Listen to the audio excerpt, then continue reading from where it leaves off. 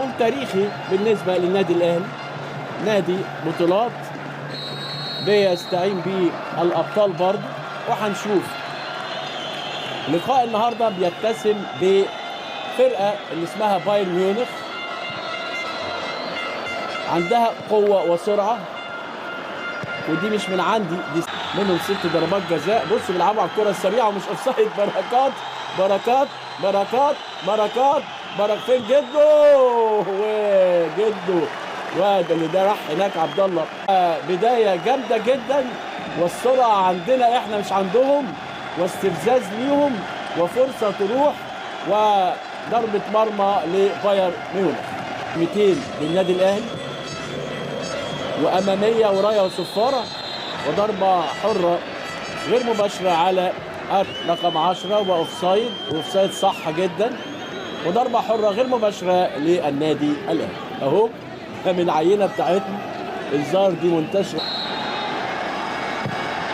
جامده جامده، تخبط في دماغ الراجل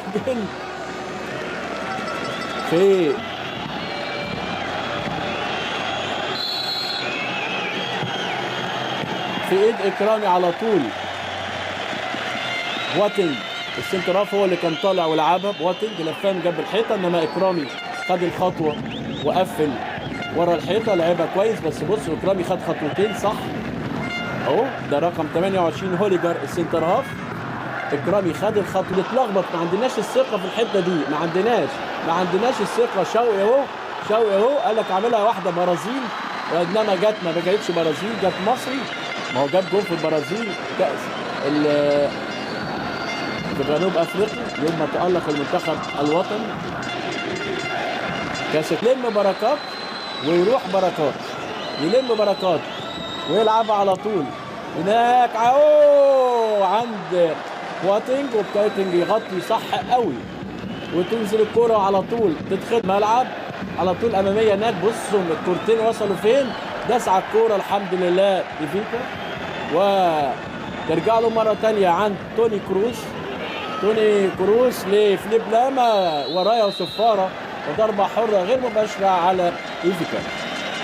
هما الكل بيتفرج من اللعيبه يستفيدوا، احنا بنمشي بالكوره، ودي عاده اللعيب المصري، وهم تمريره واحده. دي حاجات كده جميله ما بتاعت شيكابالا. واحد يقول لي ايه اللي جاب شيكابالا بقى في بايرن ميونخ؟ المباراه اللي بتتلعب في الدوحه استاد الريان هناك، وعلى طول ويخش وائل جمعه ويطلع الكوره بره. بوب برادلي بيسلي نفسه قبل ما يبقى جد. يا سلام يا ساده معوض، اول مره نلاقيك تخش ومغطي صح قوي مع واحد قصير زيك، فانت قادر عليه. اهو رقم 10 ارن روبن، وكانت خد واحده من شتايجر صح قوي، وبركات انما على طول يطلع مانويل نوير ويطلع الكوره بره الملعب. والله مباراه حلوه، واحنا بنلعب في الدقيقه 24 من زمن الشوط الاول، والتعادل بدون اهداف، ولا زال الجميل والتعادل بدون اهداف. وادي يا راجل روح وخدها وانت بتجري، يا جد، وتروح عند فليب لام على طول، والبينيه هناك، انما شريف اكرامي يطلع ويمشي. ادي الكوره المعاده الفاول، وشريف اكرامي ما شاء الله قبل ما يطولها. المصريه النهارده حتى الان واحنا في الدقيقه 28 هايل جدا، رغم ان بايرن ميونخ بيلعب بقوه. على فكره ما حدش يقول لي بقى لا، انما بيلعب بقوه، ولام وبرافو، وضربه ركنيه يطلعها احمد فتحي بمنتهى الجديه. والنادي الاهلي ناجح الى حد كبير جدا انه يجاريهم. وادي اهو لقطه بالمجاراه بتاعتنا، واحمد فتحي ضربه ركنيه تتلعب، وعاوز ياخدها حسام غالي برضو بيلقطها كده من لقطاته. طبعا دي ما تتلقطش، دي تتشاط على طول، تنزل لبركات يعليها، وتطلع الكوره على طول فينك يا اكرامي، ويمسكها اكرامي، ورايا وصفاره اسمه كده، ده سالم النعيمي اللي هناك اللي ماسك في راوده اهو، ده اوفسايد بمترين 3. 29 دقيقه من زمن الشوط الاول، ومستر جوزيه وعلى طول ماشي. اناتولي يلعبها بينيه هناك، وحذاري من الكرات البينيه، وهيسرع حدود منطقه من شفاينشتايجر. هدف هدف هدف هدف هدف هدف هدف من الخضة، واللي جابه ايه؟ فيكا اللي نزل. هدف في الدقيقة 30 اللي نازل الاوكراني. بص بيروح ازاي، وبيروح واتلعبت له ومتغطي اوفسايد صح، وعلى طول هدف كده هوت على طول. ايفيكا اهو، ايفيكا يحط هدف التقدم. ايفيكا هدف التقدم لبايرن ميونخ في الدقيقة 30 من زمن الشوط الأول. يتقدم بايرن ميونخ بهجمة جميلة جدا، وتصبح نتيجة 1 بايرن ميونخ لا شيء. محمد فضل 2 فراودة فقط. ينزل بقى جونيور يلعب برازيلي مع الماني. نشوف تتلعب الكوره، هاتوا خدوا نقلتين 3، وعلى طول احمد السيد يخش ويطلع. اللي بدا يسرع من ادائه اهو، زي ما حضراتكم شايفين كده هو توني كروز اهو يخش على طول. ده مولر، ويبقى بيستلم عشان ادي على طول تتلعب الكوره من عبد الله السعيد. بيقول لي لا ده انا لعيب قوي، وانا اقول له لعيب قوي طبعا، وجده عاوز يعمل زيه، كعب في الكوره غريبه قوي جده. لو بص لزمايله في كذا كوره الصراحه يعني كان ممكن يلعبها لزمايله. واحمد فتحي يقطع، احمد فتحي يقطع شويه ثقه كده، شويه ثقه كده، وترد وتطلع ضربه ركنيه. واحد يقول لي نزل كوره في نص الملعب هيبقى هجماته فيها نوع من البصم، انما جده تمريراته كلها لغايه دلوقتي مقطوعه. مرر بسرعه افضل. بصوا لو مرر بسرعه افضل بتلعب الكوره على طول عند جده. لا مرر نقله تحت وبيبداوا الهجمه من هنا. احنا ما بنستلمش في نص الملعب ونبتدي هجمه هنا. ايه ده 2 اوفسايد؟ لو لمسها ده هتبقى اوفسايد. ايوه طبعا لو لمسها ده يبقى اوفسايد. الثاني ما كانش اوفسايد، اللي اتدخل هو بصوا ده مش اوفسايد، ده بقى هو اللي كان اوفسايد، هو اللي سابها له. برافو برافو برافو برافو. دي بقى لو في الدوري المصري تايجر، وعلى طول اماميه. وايه حكايه الانزمان هناك؟ وادي الكوره بالعرض. اوه نفس اللعبه، الاختراق من العمق والمشاغب. الفيكا سيد معوض، مين بيقرب لسيد معوض؟ يلعبها عرضيه هناك، مغطي فليب لام على طول. تنزل حسام عاشور يلعبها لنفسه حسام عاشور، وبينيه لعبد الله. فارق سرعه وقوه ياخدها بواتين. ده فين ده الراجل راح؟ يلاقيها بواتين فريق ثقه. تبدا الامور تتصلح هجوميا، وادي على طول حسام غالي سقطها حلوه قوي. بنلعب زيهم اهو، بس بقى في فرق ما بين التمريره وعملوا دي كذا مره، واحنا عملناها مره اهو. ادي على طول يشوط، والحسن حظ يرجع ورا، وعلى طول تصويبه يلاقيها. ايه اللي جابه هنا ده انا ما اعرفش. بصوا ايه اللي جابه هنا، يعني قضاء وقدر. الراجل اهو رجع، عمرها ما يرجع. بيتحركوا بدون كوره. بصوا نفس اللعبه نفس اللعبه. الراجل اللي نزل نفس لسه فيها خطر. ده شفاينشتايجر يلعبها يطلع فرصه هدف. بصوا بتلعب على الاوفسايد ايه يا احمد السيد؟ يروح هو شفاينشتايجر هو يترد لفيكا اهو، وعلى طول تروح منه وتروح لمولر اهو. ايه برافو برافو برافو. توني كروز وابو تريكه يلفها حلوه وكان ايه حلوه وحسام غالي حاططها.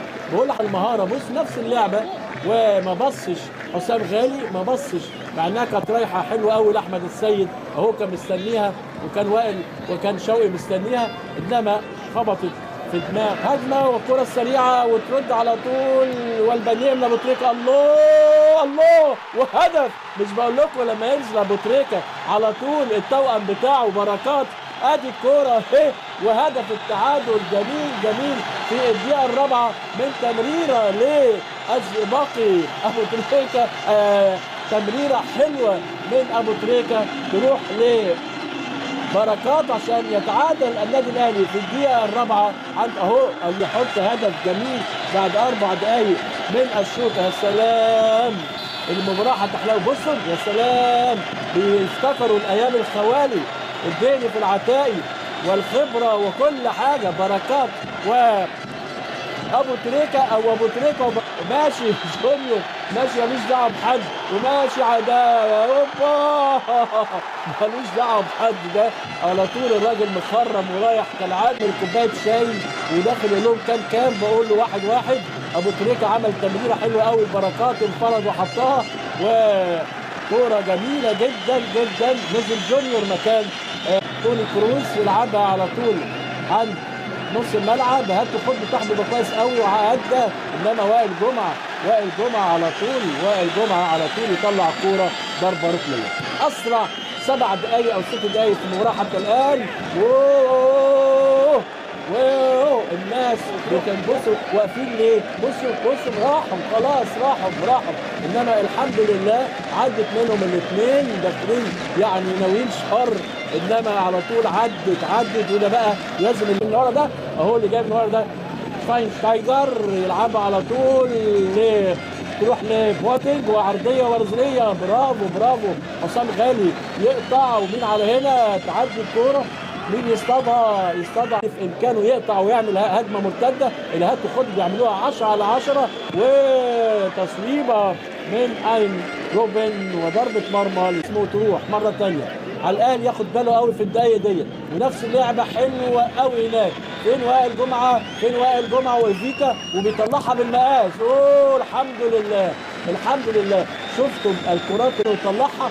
بص حضراتكم الراجل هو ما شاطش بقى، قال له بص اللي جاي له من هناك وجاي له وتخبط في ضغط. وبايرن ميونخ بيلعب بكل ما اوتي من قوه، والكوره بتاعته يطلع اكرامي ويمسك. اذا على النادي الاهلي اللي بيكسب الحتتين دول تحرك، فاللي معاه كوره في كورتين في الملعب يا راجل طلع يا احمد سيد.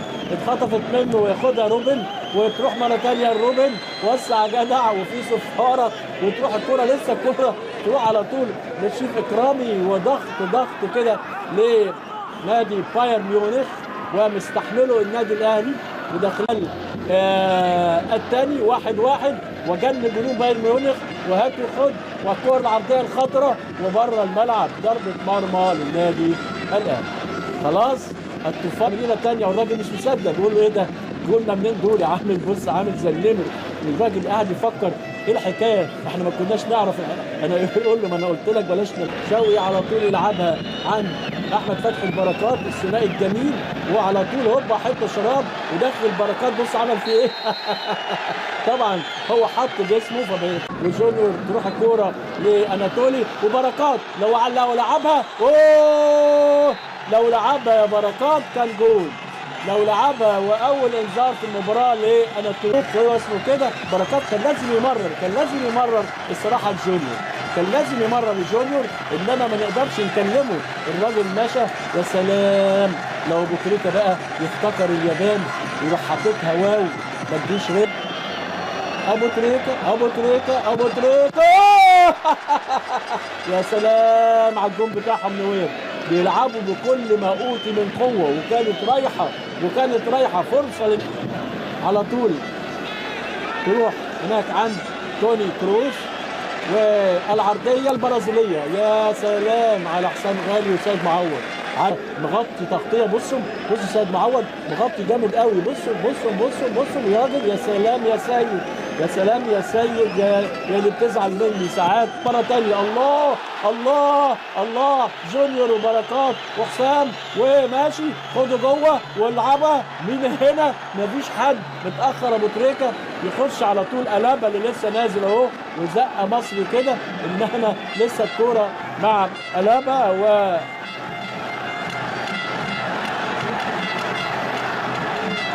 تطلع الكوره بره. لا على طول ناحيه اليمين عند روبن عاوز يعدي وعدى. حسام غالي مستنيه وعدى بيشوط جامد. يا ولد يا وائل جمعه حط رجلك يا سيد معوض يا جميل. حط رجله سيد معوض. رافينا عاوز يعمل خد وبيلعبوا بكل ما اوتي القوه. مولر يلعبها هناك عند فليب لام ووليد سليمان. يا ولد يا احمد السيد يا دوبك يا الدفاعيه بقياده حسام غالي يعني تعمل شغل كويس. وادي هجمه هناك روبن وتصويبه فوق في شنك من جوستافو اهو.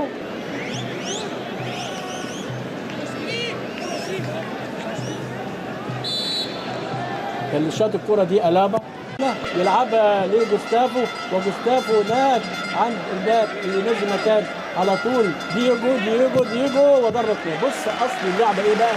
اصل اللعبه بنعلموها في الابد. يلا شوقي عدى من شوقي وبيجري عشان ياخد الكره تمريره، هيلعبوها بالعرض وتتلعب بالعرض، انزل يا راجل، نزل حسام غالي وطلع الكوره ضربه ركنيه. ياه على الوقت اللي بيقولوا عليه من ذهب، انا مش عاوز ذهب، انا عاوز الوقت يعدي. 89 دقيقه لنادي بايرن ميونخ وبتلعب فينك يا اكرامي، ضرب غطس، يحط اخيرا الكوره. ده مين برضه؟ ايفيكا المؤذي. لازم اجيب الكوره من فوق ما اضربهاش وهي تحت. هنشوفها مره ثانيه. ايفيكا يحط الهدف الثاني بغرابه شديده جدا. ايفيكا يحط الهدف في الدقيقه الثالثه، وقت ضايع. بصوا تتجاب من فوق مش من تحت، الكره تتجاب من فوق مش من تحت. هم حاطين حارس للمرمى عشان يمسك الكره من فوق، انما امسكها من تحت يحصل فيها كده. بصوا من تحت خلاص راحت لإيفيكا المؤذي عشان يتقدم بايرن ميونخ بهدفين. اهو حاسس هو رغم انه عمل ماتش كويس قوي، انما